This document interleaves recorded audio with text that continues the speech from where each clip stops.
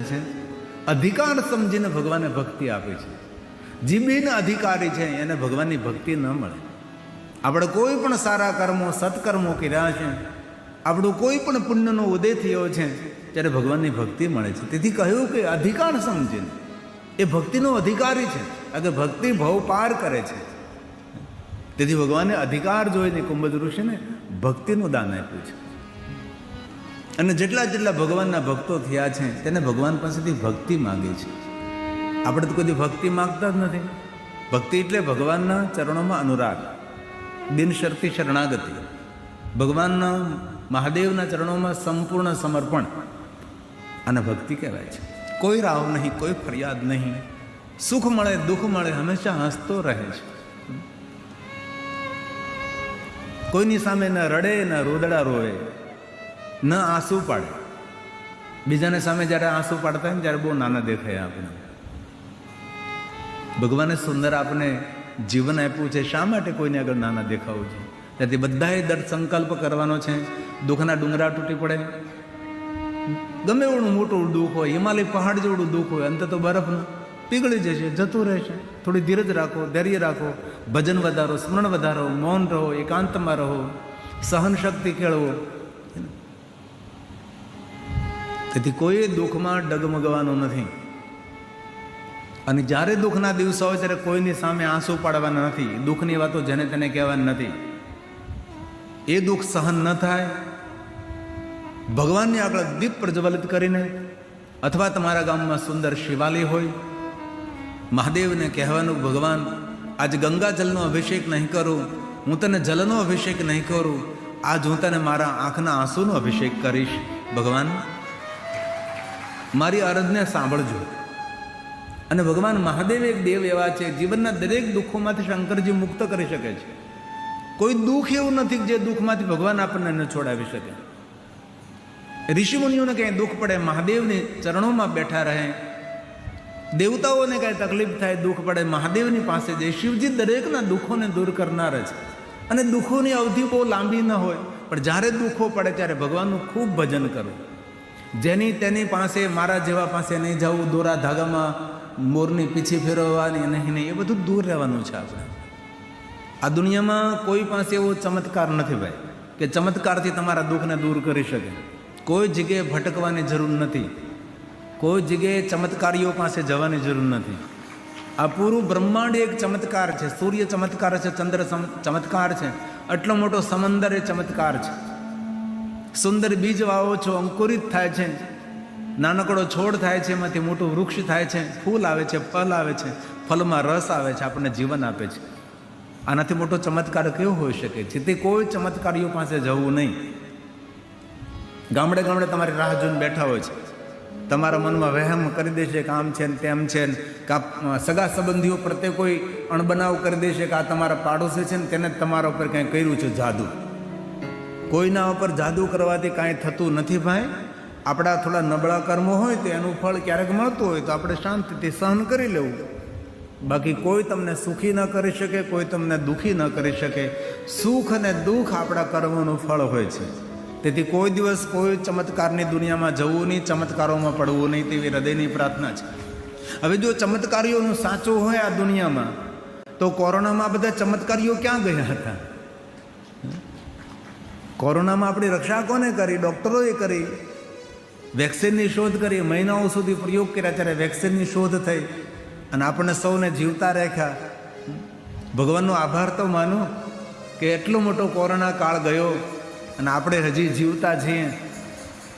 આપણે નજર સામે લોકો કેટલા જતા રહ્યા, મોટા મોટા ધુરંધરો બધા જતા રહ્યા. આપણને ભગવાને જીવતા રાખ્યા. શા માટે જીવતા રાખ્યા? કલવાડામાં કથા સાંભળવા માટે, હે ને? ભગવાનનું ભજન કરવા માટે. ભગવાન જીવન આપજે. બહુ સમય પહેલાં હું એક દ્રષ્ટાંત આપતો, ઘણા વર્ષોથી મેં નથી આપ્યું. એક દાદા બીમાર પડ્યા.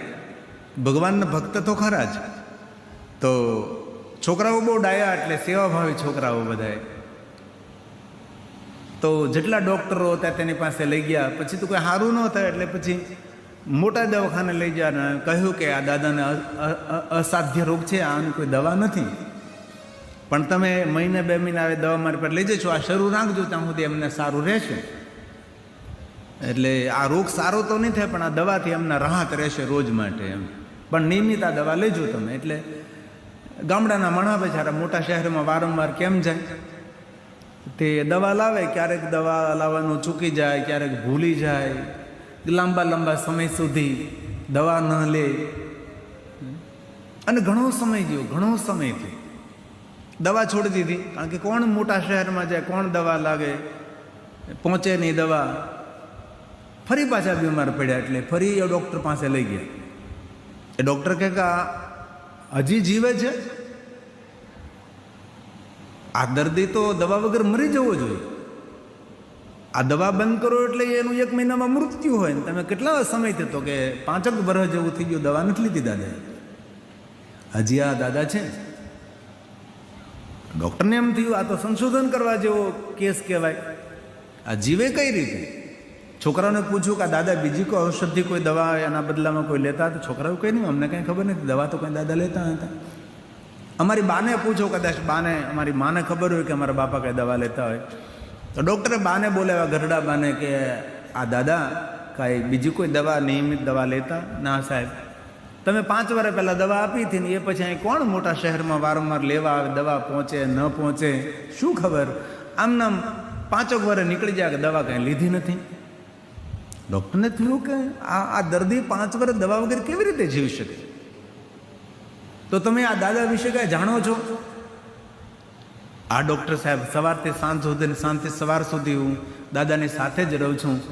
એક વસ્તુ હું જાણું છું કે રાત્રે સૂઈ જાય, સવારમાં વહેલા ઊભા થઈ જાય, ધીરે ધીરે પોતાનું કામ કરે અને સ્નાન કરી પવિત્ર બની ભગવાનને દીપ પ્રજ્વલિત કરે અને ભગવાનને ખૂબ પ્રાર્થના કરે, ભગવાનને ખૂબ પ્રાર્થના કરે.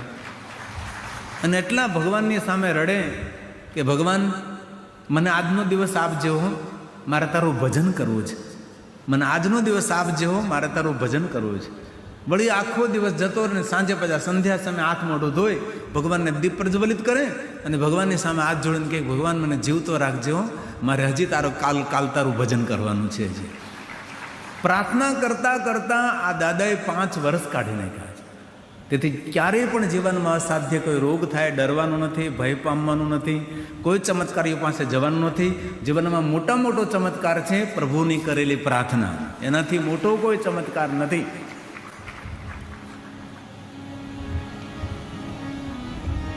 અધિકાર સમજીને ભગવાને ભક્તિ આપી છે.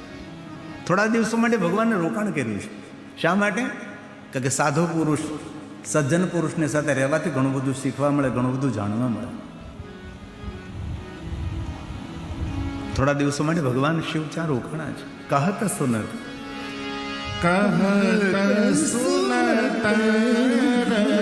રઘુપતિ ગુણ વાર્તાલાપ કર્યો, સંવાદ કર્યો. કહત સુનત રઘુપતિ ગુણ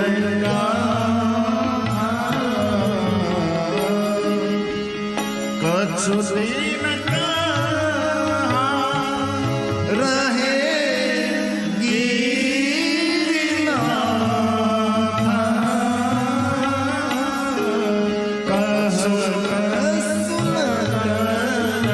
મહાદેવનું નામ છે ગિરિનાથ.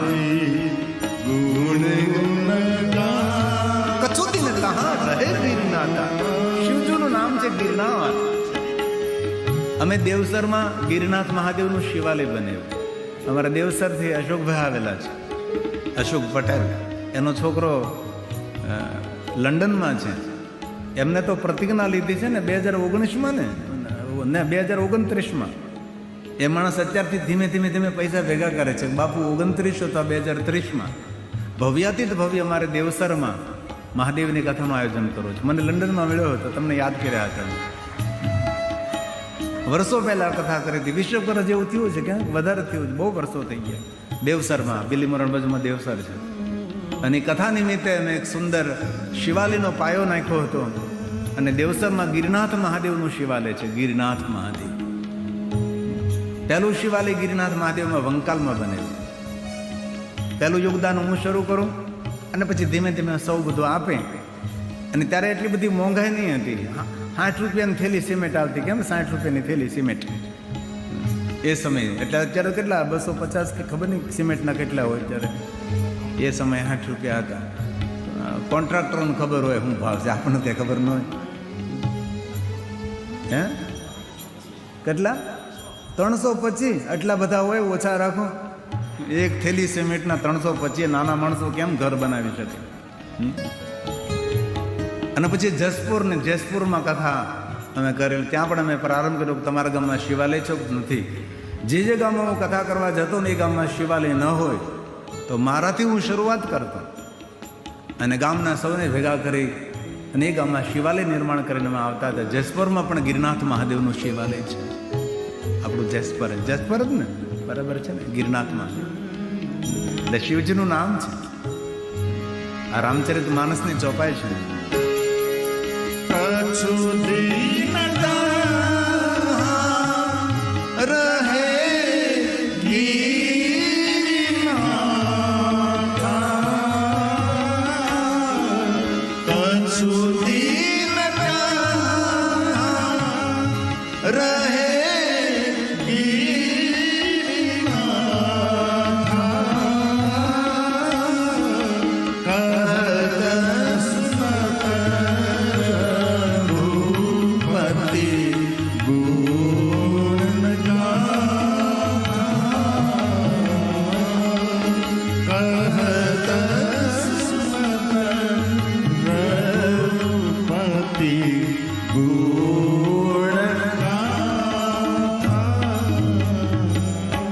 કોઈને પણ મળો, સારી વાત સંભળાવો.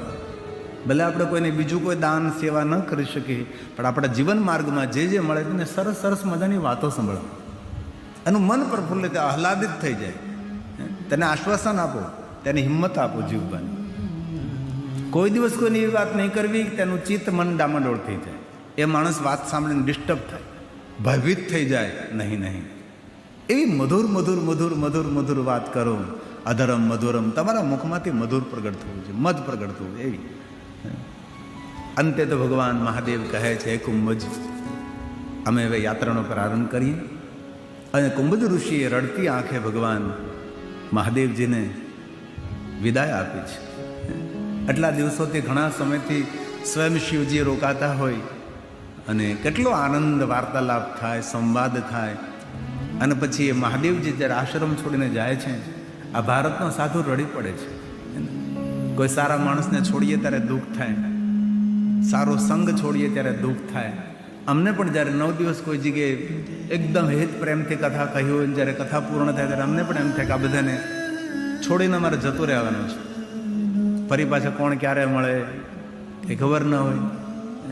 હવે તો ઠીક છે, સારું છે કે ભાઈ વર્ષે 2 વર્ષે આ બાજુ કથા થાય અને સૌને મળવાનું થાય. બાકી તો દૂર દૂર દૂર કથા બધી જોવે છે. એક સ્વાભાવિક છે, મળવાનો આનંદ થાય અને વિખૂટા પડવાનું એક અંદરથી દર્દ પણ હોય છે. તેથી રામચરિત માનસ તુલસીએ લખ્યું છે, મુનિ સન પીતા માગી ત્રિપુરારી, મુનિ સન પીતા માગી ત્રિપુરારી, ચલે પવન સંગ દક્ષ કુમારી, ચલે પવન સંગ દક્ષ કુમારી, મુનિ સન પીતા માગી ત્રિપુરારી, મુનિ સન પીતા માગી ત્રિપુરારી, મુનિ સન પીતા માગી ત્રિપુરારી, ચલે પવન સંગ દક્ષ કુમારી. શિવ અને સતી દૂર દૂર જાય ત્યાં સુધી સાધુ આમ આંખનો મટકો પણ ન મારે, પલક ન ઝબકાવે. એ રીતે સાધુ જોતો રહ્યો. અનેક પ્રકારના વરદાનો આપ્યા છે. અને ભગવાન શિવ અને સતીએ પોતાનું વિચરણ શરૂ કર્યું છે. વન જંગલ યાત્રા કરી રહ્યા હતા અને સામેથી એક યુવક, એમની સાથે એનાથી નાનું યુવક, સુંદર દિવ્ય રૂપ આવી રહ્યું છે. ભગવાન મહાદેવે જોયું અને એ સમયે ભગવાન મહાદેવ જય જયકાર કરવા લાગ્યા. અરે, જેમની કથાનું શ્રવણ કર્યું એ જ મારી સામે. ભગવાન રામજી વનમાં વિચરણ કરી રહ્યા છે. રામ અને લક્ષ્મણજી આવી રહ્યા છે. મહાદેવજી જય જયકાર કરવા લાગે છે કે ભગવાન આપની કથાનું શ્રવણ કરી અને આપનું દર્શન થયું.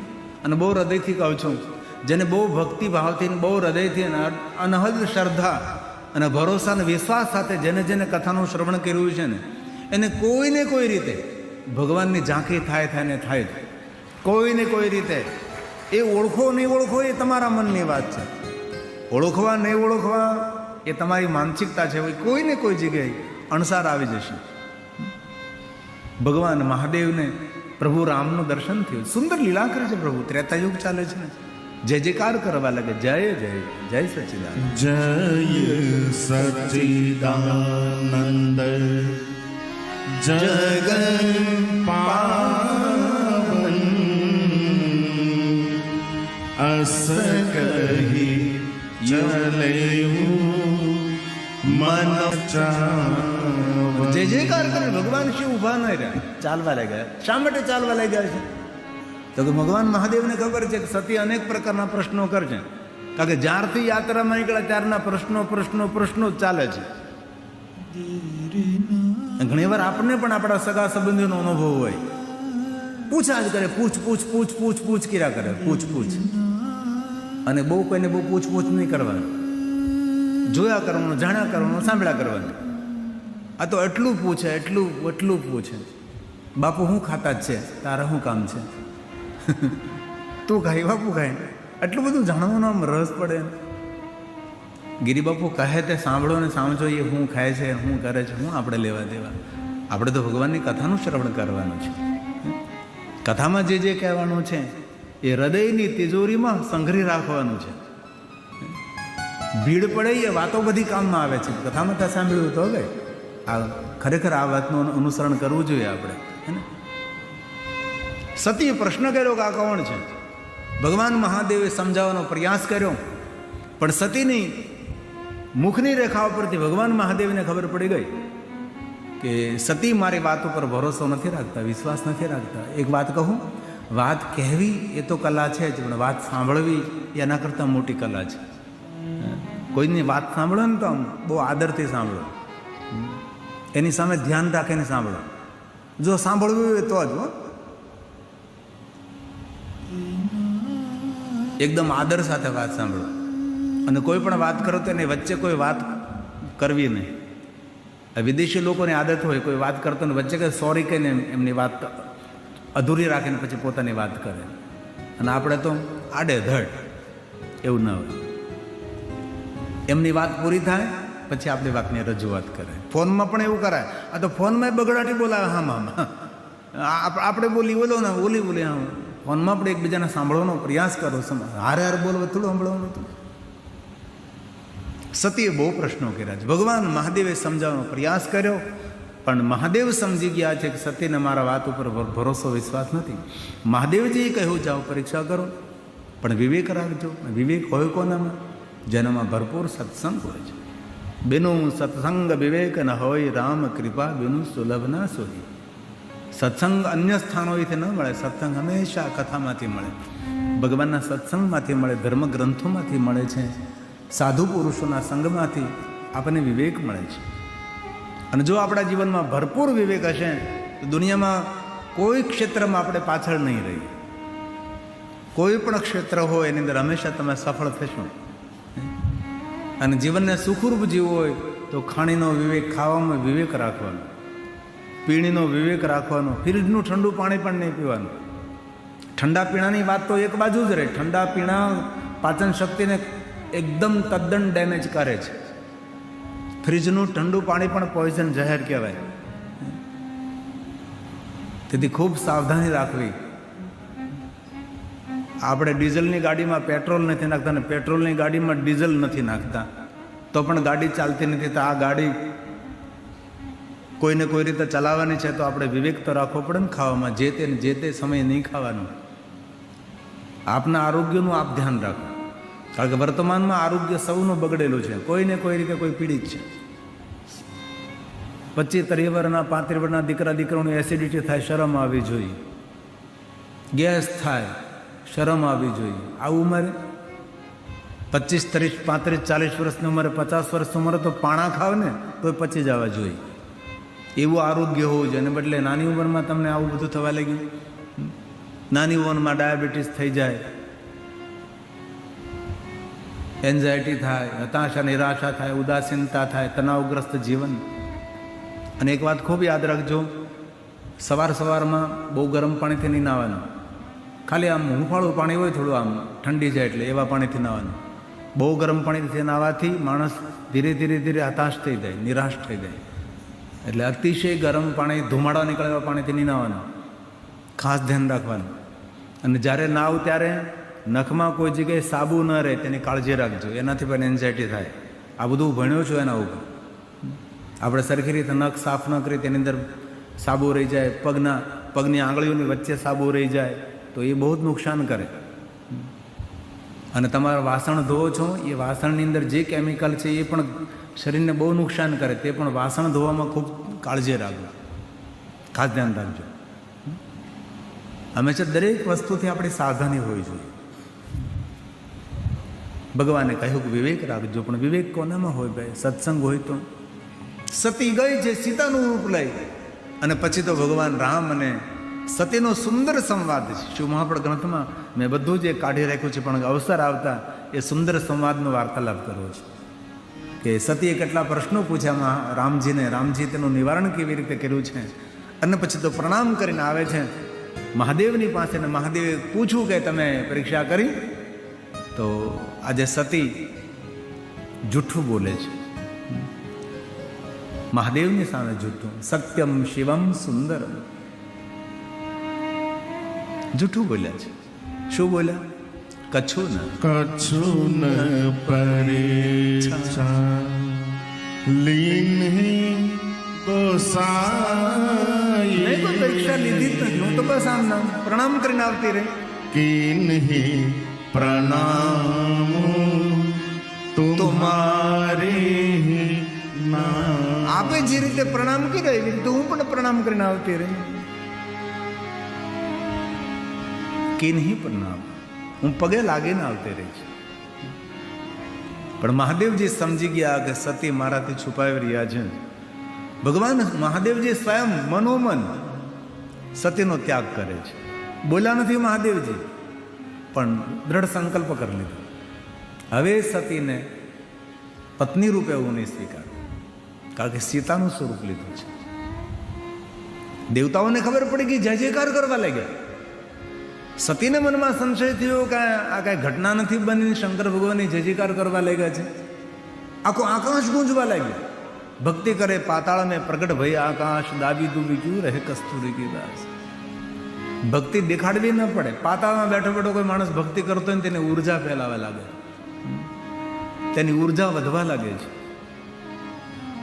આખું આકાશ ચાલત ગગન ભય ગીરા સુહાય, મહાદેવનો જય જયકાર થાય છે. સતી વારંવાર પ્રશ્નો કરે. મહાદેવ કે આપણે કૈલાસમાં જઈએ અને ત્યાં જઈને આપણે વાર્તાલાપ કરશું. શિવ અને સતી કૈલાસમાં પહોંચે અને સતી મહાદેવને પૂછે.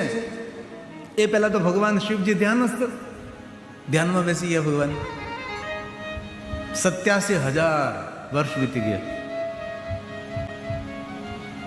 અંતે સતીએ કહ્યું ભગવાન મેં કઈ ભૂલ કરી છે, ક્ષમા માગી છે. આમ સતી ક્ષમા માગી એ સમયે ભગવાને નેત્રો ખોલ્યા છે અને સતીને કહે છે બિરાજો, હું તમને સુંદર સુંદર કથા સંભળાવું. અને ભગવાન શંકરજી કથાનો પ્રારંભ કરે છે. હવે મહાદેવજી કથા ગાય છે. સતીને મહાદેવની કથા, મહાદેવજી સતીને રામજીની કથા સંભળાવે છે. અને રામચરિત માનસ તુલસી કા લગે કહન, લાગે કહન હરિ કથા રસાલા, દક્ષ પ્રજેશ ભયે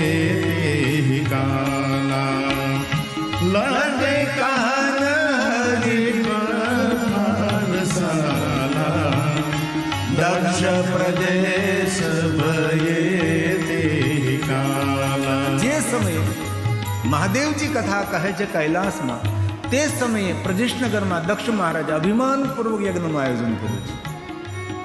વિશ્વના દરેક દેવી દેવતાઓને આમંત્રણ નિમંત્રણ છે, મહાદેવને યજ્ઞ નથી. આકાશ માર્ગેથી દેવતાઓ જાય છે. સતીએ કથામાં વિક્ષેપ કર્યો છે. મહાદેવે કહ્યું કે સતી કથામાં વિક્ષેપ ન કરાય, કથાની ધારાને તોડાય નહીં, દોષ લાગે. તમે કથા સાંભળો, નહીં મને કહો આ બધા ક્યાં જાય છે. મહાદેવે બહુ સરસ વાત કરી કે સતી કોણ ક્યાં જાય ને ક્યાંથી આવે છે એમાં જિંદગી બહુ નાની લાગે, સમય જીવનનો ટૂંકો પડે આપણને, તેથી એમાં ધ્યાન ન પાય કોણ ક્યાં જાય ને કોણ આવે છે. અને ઘણા આપણા જેવા માણસો પણ એવા હોય છે, આખા ગામનું ધ્યાન રાખે, કોના ઘરે મહેમાન આવ્યો ને ક્યાંનો છે ને હું લેવા આવ્યો છે ને કોણ ક્યાં જાય છે ને કોણ ક્યાંથી આવે છે. જીવન મળ્યું છે ભાઈ, દિવ્યતાથી ભરેલું જીવન છે, આપણે જીવીએ. આપણે શા માટે કોઈની પંચાયતમાં પડવું જોઈએ? આપણે કોણ શું કરે છે, શા માટે? તેથી આવી નાની નાની વાતો જીવનમાં ઉતારીએ તો જીવનમાં આપણે મોટા થઈને પૂજાઈએ. નાની નાની વાતો જીવનમાં મોટું સ્વરૂપ આપે. વારંવાર સમજાવવાનો પ્રયાસ કર્યો, ન માને. મને કહો કાં જાય છે? શંકર ભગવાન કે તમે કહે હું તમને કહીશ તો તમને બહુ દુઃખ થશે, નહીં મને કહો કઈ બાજુ જાય છે? ત્યારે ભગવાન મહાદેવ સ્વયં કહે છે, આપના પિતાને અભિમાન આવ્યું છે, બળ અધિકાર દક્ષ જબ પાવા. અભિમાન નહીં, અભિમાનની માત્રા વધી ગઈ છે.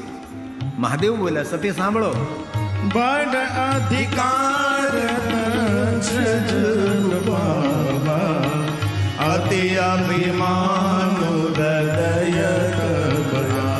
સ્વયં મહાદેવ બળ અધિકાર દક્ષ જબ પાવા, અતિ અભિમાન હૃદય કબરા. આપના પિતાને અભિમાન આવ્યું છે, અભિમાન બધું વધી ગયું છે. તેથી મારું અપમાન કરવા માટે યજ્ઞ થયો છે, આપણને નિમંત્રણ નથી આપ્યું, નથી જવાનું. મહાદેવે સમજાવવાનો પ્રયાસ કર્યો તો પણ સતી જવા માટે તૈયાર થયા છે. અગણિત ગણોને ભગવાન મહાદેવે સતીની રક્ષા માટે મોકલ્યા છે. સતી પ્રજેશનગરમાં ગયા છે. એટલા ગણો છે કે પ્રજેશનગરના દ્વારથી લઈ કૈલાસના દ્વાર સુધીની લાઈન ગણોની છે, પણ સતીની રક્ષા કોઈ કરી શક્યું નથી. કારણ કે જ્યારે મૃત્યુ આવે છે, નિમિત્ત જ્યારે હોય છે, ત્યારે કોઈ રક્ષા કરી શકતું નથી. ત્યારે બસ હરિનું ભજન કરો, મહાદેવને સમર્પિત થઈ જાઓ, એમાં જ આપણું કલ્યાણ અને એમાં આપણું હિત રહેલું છે. પ્રજેશનગરના દ્વારે સતી ગઈ છે. નગરના લોકો બધા જ અપમાન કરવા લાગ્યા છે. સતીને જોઈ જોઈને મોઢા ફેરવા લાગ્યા, મોઢા બગાડવા લાગ્યા છે. સતીનો પગ ભારે પડ્યો છે. સતી પ્રજેશનગરમાં ગઈ. નગરના લોકો કહેવા લાગ્યા, તમને તો આમંત્રણ નથી, વગર આમંત્રણે શા માટે તમે આવ્યા છો? બાપના આંગણે કોઈ દીકરીનું અપમાન કરી, દીકરીને કેટલું દુઃખ થાય. સતીને બહુ દુઃખ થયું છે. શિવજીના શબ્દો આવ્યા, મહાદેવે ના કહી હતી તો પણ હું આ પ્રજેશનગરમાં આવી, આ તો હળાહળ મારું અપમાન થઈ રહ્યું છે. દુનિયા બડી વિચિત્ર છે, બહુ સાવધાન રહેજો, ધ્યાન રાખજો. આ દક્ષની પુત્રી સતી જ્યારે ઘનઘોર જંગલમાં તપ કરવા ગયા હતા, અને તપ કરીને જ્યારે સતી આવ્યા, નગરના લોકોએ પુષ્પની વૃષ્ટિ કરી છે, જય જયકાર કર્યો છે. અમારા દક્ષ મહારાજની પુત્રી છે, તપ કરવા ગયા હતા, તપ કરીને આવ્યા છે. આપણું કેટલું અહોભાગ્ય છે. લોકો પુષ્પની વૃષ્ટિ કરતા હતા, લોકો જય જયકાર કરતા હતા સતીનો. અને એ જ નગરના લોકો છે, એ જ રસ્તાઓ છે, એ જ બધા માણસો છે. આજે સતીની નિંદા કરે, સતીની ટીકા કરે છે, સતીને જોઈને મોઢા ફેરવા લાગ્યા છે. તેથી આ દુનિયા બડી વિચિત્ર છે. અને મારા યુવાન ભાઈઓ બહેનોને મારી પ્રાર્થના છે, આ દુનિયા માની ગોદ નથી, માનો ખોળો નથી. દુનિયા બહુ નિષ્ઠુર છે, એટલું યાદ રાખજો. આ દુનિયામાં તમારા માર્ગો કોઈ ફૂલો નથી પથરાયા. આ દુનિયાના માર્ગો ઉપર કાંટાના કંકર જ પથરાયેલા છે. કાંટાથી ભરેલું છોડ છે, એની અંદર ગુલાબની જેમ તમારે ખીલવાનું છે, અને ખીલતા ખીલતા તમારે સુગંધ ફેલાવાની છે. એવું સુંદર જીવન નિર્માણ આપણે કરવાનું છે. તેથી સમાજ પાસેથી કોઈ અપેક્ષા નહીં રાખવી. ઘણા સમય પહેલાં અમારે એક જામનગર કથા હતી, તો એક બહુ સારા પત્રકારો, તો પત્રકાર મને પૂછ્યું કે તમે સમાજ પાસેથી કે અપેક્ષા રાખો છો? મેં જો સમાજ પાસેથી કે જે અપેક્ષા રાખે તેને મોટો મૂર્ખ કહેવાય. સમાજ પાસેથી કોઈ અપેક્ષા ન રાખીએ. આપણે સમાજને શું આપી શકીએ છીએ એ આપણે વિચારવાનું છે. સમાજ આપણને શું આપે? સમાજ કંઈ આપે જ નહીં. નિંદા આપે, તિરસ્કાર આપે, શું આપે? તેથી મારા યુવાન ભાઈઓ બહેનોને ખૂબ મારી પ્રાર્થના, ઘણો લાંબો પંથ છે, ઘણો રસ્તો કાપવાનો છે, ધીરે ધીરે પહાડ ચડવાનો છે. એક એક પગથિયું ચડજો. 10 પગથિયાઓ ચડી, 15-20 પગથિયાઓ ચડીને થોડી વાર વિશ્રામ કરજો. જોજો દુનિયાનો નજારો કેવી છે દુનિયા, ચિત્ર વિચિત્ર. મળેલા અનુભવોને વાગોળજો, અનુભવને વાંચો. પછી ધીમે ધીમે એક દિવસમાં કોઈ પહાડ ચડી શકતું નથી. આ દુનિયામાં કોઈ પણ ટોપ ઉપર જે પહોંચ્યો છે, એક દિવસ મનથી પહોંચ્યો, એને ખૂબ મહેનત કરી છે. સારા મોડા દિવસો જોયા છે, સૂર્ય ઉગતો જોયો, સૂર્ય આથમતો જોયો છે, માન જોયું છે, અપમાન જોયું છે, તિરસ્કાર જોયો છે. ત્યારે એ માણસો ધીમે ધીમે હિંમત ના હારે અને આગળ વધે. આપણે જયેશભાઈનું આ કાર્ય બહુ ઉજળું લાગે આપણને. અને ઘણા માણસો એવું બોલતા પહ્યાવાળાઓ એ કરે, પહ્યાવાળા એ કરે. પહ્યાવાળા આમ નામ ન થવાય ભાઈ. એમને પૂછો ક્યારેક કેવી રીતે થવાય. આ બધું ભેગું ક્યારે થાય ખબર? માણસ તૂટી જાય ને ત્યારે બધું ભેગું થાય. કામ કરીને તૂટી જાય માણસ, કટકા થઈ જાય, ત્યારે બધું ભેગું થાય. આમ નામ ન થઈ શકે. અને આવું ભવ્ય કાર્ય કરવું એ હૃદયની ઉદારતા જોઈએ. જેનું હૃદય મોટું હોય એ આ મોટા મોટા કામો કરી શકે છે. બાકી આંગણે સત્યનારાયણની કથાય ન કરી શકે. તે સમાજ હિત માટે આ કામ કર્યું છે. આમાંથી કોઈનું જીવન નિર્માણ થાય. આથી 10, 15, 20 વર્ષ પછી કહેવા આવે જયેશભાઈને કે આપણે જેથી કથા સાંભળે છે, જીવન બદલી નાખ્યું, જીવન પરિવર્તન થયું, જીવનમાં કંઈ નવું કર્યું છે, નવું દેખાય છે, નવી પ્રેરણાઓ મળી છે.